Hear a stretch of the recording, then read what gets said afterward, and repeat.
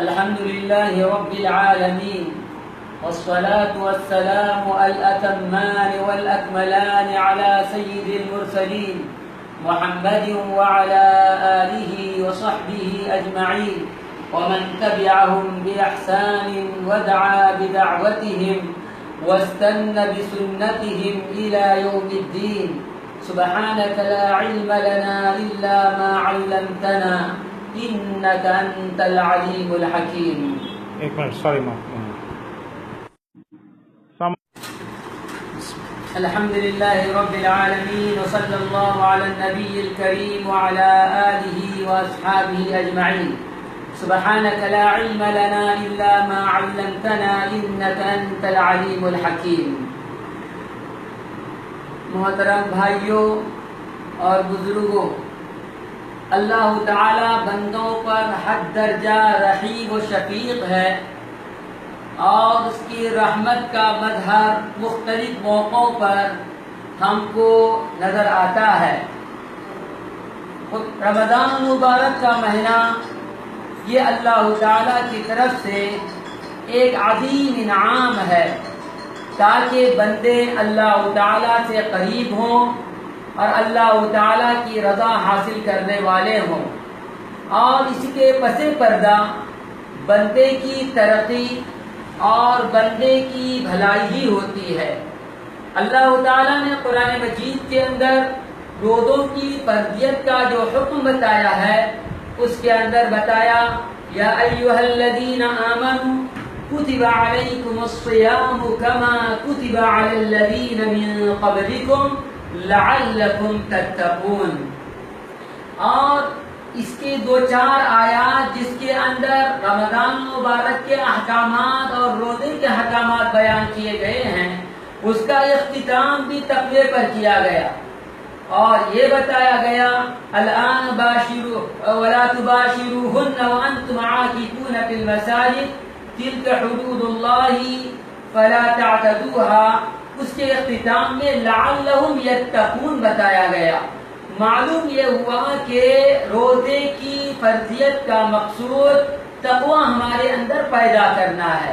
تقوی کا مطلب یہ ہے کہ اللہ تعالیٰ کا استحضار پیدا ہو، اپنے درمیان اللہ تعالیٰ کے عذاب کے درمیان ایک آڑ کھڑی کر دی جائے، اللہ تعالیٰ کی اطاعت کا جذبہ پیدا ہو، اللہ تعالیٰ کی نافرمانی سے بچا جائے، اللہ تعالیٰ کے ذکر سے اپنی زبان کو تر رکھا جائے، اللہ تعالیٰ کی ناشکری نہ کی جائے، اللہ تعالیٰ کی نعمتوں پر اپنے نعمتوں کو یاد کیا جائے، اور اللہ تعالیٰ کی معصیت سے بچا جائے. حقیقت یہ ہے تقوی اس پگڈنڈی کا نام ہے جس کے دونوں طرف خاردار جھاڑیاں ہوتی ہے، اور انسان اس سے اپنے دامن کو بچا کے نکل جاتا ہے. ایک انسان کو اس دنیا کے اندر دو دشمنوں کا سخت ترین سامنا کرنا پڑتا ہے. ایک اندرونی دشمن نفس ہے اور دوسرا خارجی دشمن شیطان ہے.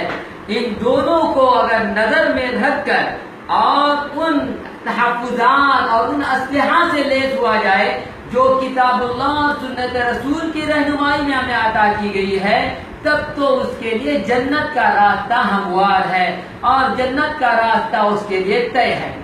اللہ تعالیٰ کا شکر ہے کہ رمضان مبارک کا مہینہ ہم کو اللہ تعالیٰ نے عطا کیا. کتنے ہمارے بھائی وہ تھے جو ہم سے زیادہ صحت مند تھے، لیکن اللہ تعالیٰ نے ان کی بساط لپیٹ دی اور وہ منو مٹی نیچے دبے ہوئے ہیں. پتہ نہیں کہ آئندہ سال ہم میں سے کون رمضان مبارک کی ان برکات کو، ان رحمتوں کو حاصل کرنے والا ہوگا.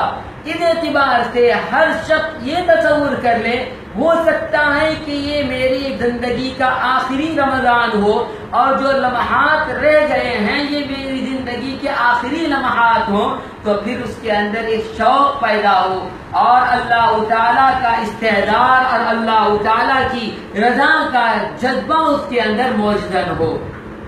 اس موقع پر جب رمضان المبارک کا اختتام ہو رہا ہے، ہم کو ایک محاسبہ کرنے کی ضرورت ہے. حضرت عمر رضی اللہ عنہ نے کتنے پتے کی بات کہی ہے، حاسبو قبل ان تحاسبو وزنو قبل ان توزنو، اپنا محاسبہ کر لو قبل اس کے کہ اللہ کے ہاں تمہاری پیشی ہو اور تمہارے اعمال کا محاسبہ لیا جائے۔ تم اپنے ترازو میں تولے جانے والے اعمال کو تول لو قبل اس کے کہ اللہ تعالیٰ کے ہاں ان اعمال کو تولا جائے اور اس کے اندر کسی قسم کی کمی نکل آئے۔ اس اعتبار سے ہم لوگوں کو محاسبہ کرنے کی ضرورت ہے۔ جس طرح ایک تاجر اپنے تجارتی سال کے اختتام پر اپنی تجارت کا جائزہ لیتا ہے، تو اللہ تعالیٰ نے رمضان مبارک کا جو مہینہ ہمیں عطا کیا، یہ خیر کا بہترین موسم ہے، اور صرف رمضان مبارک کا مہینہ ہی ہمیں نہیں دیا گیا بلکہ ایک ایسا ماحول بھی ہمارے لیے مہیا کیا گیا جس کے اندر عمل کا جذبہ پیدا ہوتا ہے۔ جنت مزین کر دی جاتی ہے، جہنم کو بند کر دیا جاتا ہے، متمرد شیاطین کو قید کر دیا جاتا ہے، جس کی وجہ سے اعمال کا جذبہ آدمی کے اندر ایک انگڑائی لینے لگتا ہے۔ اس موقع پر ہم کو یہ بھی سوچ لینا چاہیے کہ روزے کے ذریعے سے ہماری شہوت پر جو کنٹرول کا حکم جو دیا جاتا ہے، اور ہم کو اپنی لذیذ غذاؤں کے کھانے سے منع کر دیا جاتا ہے، اس کا بھی مقصود یہ ہے کہ ہمارے رگوں کے اندر شیطان کے دوڑ کم ہو، کیونکہ نبی اکرم صلی اللہ علیہ وسلم نے فرمایا ہے کہ شیطان انسان کے اندر اس قدر تیز رفتاری سے گردش کرتا ہے جیسا انسان کی رگوں کے اندر خون گردش کرتا ہے۔ اسی طریقے سے جب آدمی کھانے کا معاملہ کم کرے گا تو پھر اس صورت کے اندر شیطان کے منافذ تنگ ہو جائیں گے اور فرشتوں کی آمد اس کے اندر زیادہ ہوگی۔ یہ نہ تصور کیا جائے کہ رمضان مبارک کے مہینے ہی کو عبادت کے لیے مختص کر دیا گیا، اب رمضان کے بعد ہم بالکل آزاد ہو گئے، ہرگز ایسا معاملہ نہیں ہے۔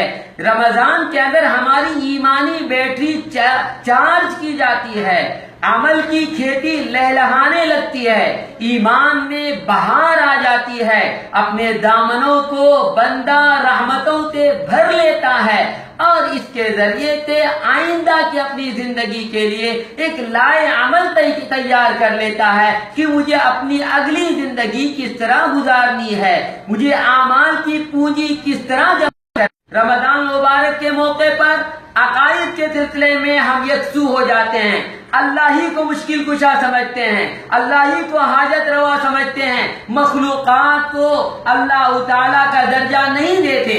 لیکن رمضان مبارک کے بعد ہاتھ اٹھنے کا سلسلہ کم ہو جاتا ہے، پیشانی کا تہجد میں رگڑنے کا سلسلہ کم ہو جاتا ہے، اور اللہ تعالیٰ کی طرف جو اللہ تعالیٰ کے تقرب والا جذبہ جو رمضان کے اندر جس قدر قوی ہوتا ہے، غیر رمضان کے اندر اس کی کمی محسوس ہونے لگتی ہے۔ عبادات کا معاملہ لیجئے، صف اول کا ہمارا اہتمام ہوتا ہے، تکبیر تحریمہ کا اہتمام ہوتا ہے، قبلیہ بعدیہ سنتیں ہماری ادا ہوتی ہیں، اور اس کے علاوہ عبادات کے مختلف شعبوں کے اندر ہم لوگ آگے بڑھنے والے ہوتے ہیں۔ لیکن رمضان مبارک کے بعد کیا ہمارا یہ سلسلہ باقی رہے گا یا نہ رہے گا، اس کو ہمیں طے کرنا ہے۔ معاملات کا معاملہ ہے تو اس صورت کے اندر حلال و حرام کی مکمل ہمارے اندر تمیز ہوتی ہے، اور ہم لوگ جھوٹ سے اجتناب کرتے ہیں، جھوٹی قسمیں نہیں کھاتے، اور اپنی تجارت کی بڑھوتری کے لیے دھوکہ نہیں دیتے۔ لیکن رمضان مبارک کے بعد کیا ہمارے ہی معاملات رہیں گے؟ اخلاق کا معاملہ آتا ہے، ہم لوگ رمضان مبارک کے اندر اپنے اخلاق کا بہترین نمونہ پیش کرتے ہیں، زبان پر لگام لگائی جاتی ہے، اور اپنے کان کو کنٹرول میں رکھا جاتا ہے، آنکھوں کا غلط استعمال نہیں ہوتا، ہاتھ پیر اللہ تعالیٰ کی رضا کے لیے استعمال ہوتے ہیں۔ اب یہ سوچنا ہے کیا بعد رمضان بھی ہمارے یہی معمولات رہیں گے، یا تو اس کے اندر فرق آئے گا۔ معاشرت کا معاملہ ہے تو معاشرت کے اندر بھی ہم اپنے والدین کے حقوق، اپنے بیوی بچوں کے حقوق اور دیگر حقوق کا ہم خیال رکھنے والے ہوتے ہیں۔ بعد رمضان بھی ہمارا یہی معمول ہونا چاہیے۔ علماء کرام کا کہنا یہ ہے، اور خود ہم دنیا کے اندر دیکھتے ہیں ہر چیز کا ایک جاننے کا ایک ٹیمپریچر ہوتا ہے، حرارت کو ناپا جاتا ہے، پانی کو ناپا جاتا ہے، برودت کو ناپا جاتا ہے، لیکن اب تک کوئی ایسا آلہ ایجاد نہیں ہوا ہے جس کے ذریعے سے اعمال کی قبولیت یا عدم قبولیت کا اندازہ لگایا جائے۔ لیکن علماء نے ایک بات ضرور کہی ہے، ایک عمل کے بعد دوسرے عمل کی توفیق ملنا اس بات کی دلیل ہے کہ اس کا سابقہ عمل عند اللہ مقبول ہو چکا ہے۔ اب اس موقع پر جب رمضان مبارک کا اختتام ہے تو ہم لوگوں کو یہ بھی سوچنا چاہیے کہ اللہ تعالیٰ بندوں کو ہر پہلو میں رہنمائی فرماتا ہے، اس کی کمیوں کے دور کرنے کے لیے اللہ تعالیٰ راستے ہموار فرماتا ہے۔ یہ رمضان مبارک کے اختتام پر عید کا نصیب ہونا یہ اللہ تعالیٰ کی طرف سے بندوں کی اس بندگی کے اوپر ایک اللہ تعالیٰ کی طرف عنایت ہے۔ ایک بندے کو خوشی روزے کے افطار کے موقع پر ہوتی ہے، روزے کا افطار کرتا ہے تو اپنی خوشی کا اظہار ذهب الظمأ وابتلت العروق وثبت الاجر انشاءاللہ کے ذریعے کرتا ہے، اور ایک رمضان مبارک کے اختتام پر عید کی صورت میں اللہ تعالیٰ کی طرف ایک تحفہ ملتا ہے، اور اس تحفے کے اندر بھی نبی اکرم صلی اللہ علیہ وسلم کی ہمارے لیے رہنمائی موجود ہے۔ عمومی طور پر دیکھا جاتا ہے کہ بندہ خوشیوں کے موقع پر دو کو بھول جاتا ہے، ایک اللہ کو بھول جاتا ہے، دوسرے اپنے کمزور اور محتاج بھائیوں کو بھول جاتا ہے۔ اسی وجہ سے اللہ تعالیٰ نے فرمایا وَلِتُكَبِّرُوا اللَّهَ عَلَى مَا هَدَاكُمْ وَلَعَلَّكُمْ تَشْكُرُونَ۔ یہ حکم دیا گیا کہ اللہ اکبر کے ذریعے سے اللہ تعالیٰ کی بڑائی کو اپنے اندر پیدا کر لو، مادیت کے بت کو توڑ ڈالو۔ كَلَّا إِنَّ الْإِنسَانَ لَيَطْغَىٰ أَن رَّآهُ اسْتَغْنَىٰ۔ جب آدمی کے اندر غنا آ جاتا ہے، مالداری آ جاتی ہے تو اس کے اندر طغیانی پیدا ہو جاتی ہے، سرکشی پیدا ہو جاتی ہے۔ جو اللہ اکبر کہتا ہے تو اس کے سامنے یہ استحضار ہوتا ہے کہ سب چیزیں اللہ تعالیٰ کی ذات کے سامنے، اللہ تعالیٰ کی قدرت کے سامنے ہیٹ ہے۔ اسی طریقے سے اللہ تعالیٰ نے تمام بندوں کو معاشی اعتبار سے ایک نہیں بنایا، مالداروں کو یہ ترغیب دی کہ اس خوشی کے موقع پر اپنے مسلمان بھائیوں کو جو مالی اعتبار سے کمزور ہیں ان کا خیال رکھا جائے۔ اسی کے لیے صدقے فطر کو مشروع قرار دیا گیا۔ اس کے اندر دو مقاصد بتا دیے گئے، ایک تو یہ ہے ہمارے روزوں کے اندر جو کوتاہی رہ گئی ہے تو ان روزوں کی کوتاہی کے ازالے کا یہ صدقے فطر ذریعہ ہے، دوسرے یہ کہ اپنے غریب اور فقیر بھائیوں کی ضرورت پورا کر دی جائے کہ جس طرح مالدار کے گھر کے اندر کھانا پکتا ہے اسی طرح غریب آدمی بھی اس دن اطمینان اور سکون کا کھانا کھا لے اور اللہ تعالیٰ کا شکر ادا کرنے والا بنے۔ اس موقع پر ہم لوگوں کو اس بات کا استحضار بھی رکھنا چاہیے کہ عالم اسلام کن حالات سے دوچار ہیں، کتنے ہمارے مسلمان بھائی مسلمان ممالک کے اندر کن حالات سے گزر رہے ہیں، خوشیوں سے بالکل عاری ہیں، ننگے ہیں، پہننے کے لیے کپڑے نہیں دیے وہ مہیا ہیں۔ ہم لوگوں کو اللہ تعالیٰ نے امن و امان عطا کیا ہے، اللہ تعالیٰ کی نعمتوں کے تلے ہم جی رہے ہیں۔ اس موقع پر اللہ تعالیٰ کے اس فضل کو جانتے ہوئے اپنے اندر عبادت اور بندگی کے جذبے کو اور زیادہ پیدا کرنا چاہیے۔ قل بفضل اللہ وبرحمتہ فبذلک فلیفرحوا هو خیر مما یجمعون۔ اللہ تعالیٰ نے اس آیت کو قرآن مجید کی نعمت کے بعد ذکر کیا ہے، لیکن آیت کے اندر بڑا عموم ہے۔ کہہ دیجئے اللہ اور اس کی رحمت کے فضل سے آدمی کو سرشار ہونا چاہیے، اور یہ چیز جو اللہ تعالیٰ نے کتاب اللہ کی صورت میں اور اپنے احکامات کی صورت میں ہمیں عطا کی ہے، یہ اللہ تعالیٰ کی دنیا کی زائل دولت کے مقابلے میں بہت زیادہ بہتر چیز ہے۔ اللہ تعالیٰ نے بندوں کو عبادات کے جوڑنے کا جو معاملہ رکھا ہے وہ غیر منقطع کے رکھا ہے، اور روزوں کو اللہ تعالیٰ سے قریب کرنے میں بڑا بڑا ہاتھ ہے۔ اسی وجہ سے نبی اکرم صلی اللہ علیہ وسلم ہر پیر اور جمعرات کو روزہ رکھا کرتے تھے۔ ایام بیس کے روزے رکھنے کو مسنون قرار دیا گیا۔ 13، 14، 15 روزہ رکھنا ہر مہینے کا یہ بھی مسنون ہے۔ اس کے ساتھ ساتھ شوال کے روزے بھی ہمارے لیے مسنون قرار دیے گئے۔ اس کے اندر حکمت یہ بتائی جاتی ہے کہ 30 روزے یہ گویا کہ 300 روزے کا ثواب رکھتے ہیں۔ الحسنۃ بعشر امثالها، کہ ایک نیکی اللہ تعالیٰ کیا کم از کم 10 نیکیوں کے برابر ثواب رکھتی ہے۔ اس اعتبار سے 30 روزے 300 روزے کے برابر ہوئے، اور شوال کے 6 روزے 60 روزوں کے برابر ہوئے۔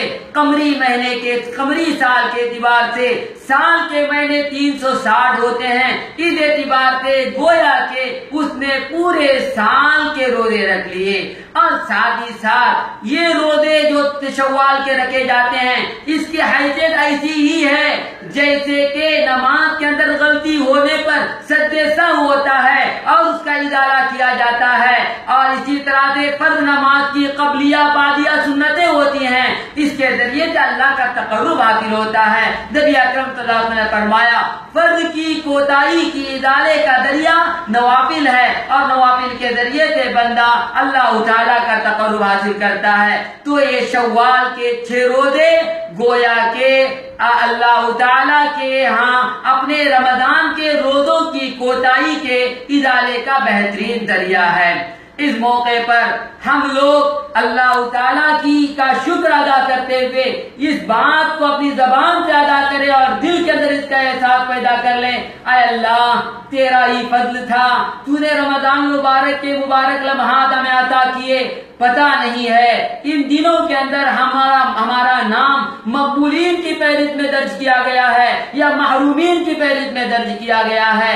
اگر ہمیں اس بات کا احساس ہے کہ ہمارے عمل کے اندر کوئی تبدیلی نہیں آئی، تو جو لمحات رہ گئے ہیں ان لمحات کے اندر بھی اللہ تعالیٰ کے یہاں رضا کے حاصل کرنے، جنت کے داخلے اور جہنم سے خلاصی کے لیے اب بھی مواقع موجود ہیں۔ عقل مند وہ ہے جو موقع کے جانے سے پہلے اس موقع سے فائدہ اٹھا کر اپنے ان گھڑیوں کو اور ان لمحات کو ثمراور بنانے کی کوشش کرتا ہے۔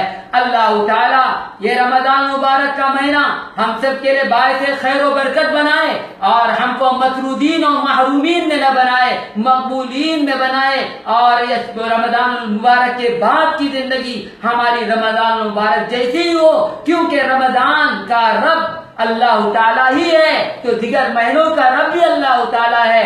جو رمضان کے اندر ہم کو عبادت کا حکم دیتا ہے وہی اللہ ہم کو اور مہینوں کے اندر بھی عبادت کا حکم دیتا ہے۔ ہم کو رمضانی بننا نہیں ہے، ہم کو ربانی یعنی اللہ والا بننا ہے۔ اسی عقل مندی کا تقاضا ہے، ورنہ ہمارے سلف کا کہنا یہ ہے بدترین وہ قوم ہے جو رمضان کے اندر عبادت کرے اور رمضان کے علاوہ دنوں کے اندر وہ اللہ کو بھول جائے۔ اللہ تعالیٰ اس طرح کی حالت ہم پر آئے، ہم سب کی حفاظت فرمائے۔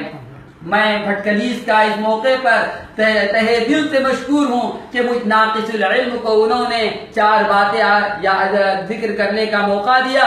میں اس کو اپنے لیے حفظ جان سمجھتا ہوں، اور جو لوگ اس کو سن رہے ہیں یقیناً ان کا عملی زندگی میں قدم رکھنا میرے میزان حسنات میں اضافے کا سبب بنے گا۔ وصلی اللہ علی النبی الکریم وآخر دعوانا ان الحمد للہ رب العالمین۔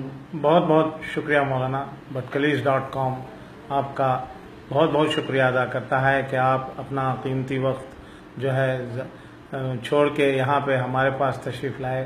اللہ تعالیٰ شرف قبولیت بخشے۔ آمین۔ جزاکم اللہ۔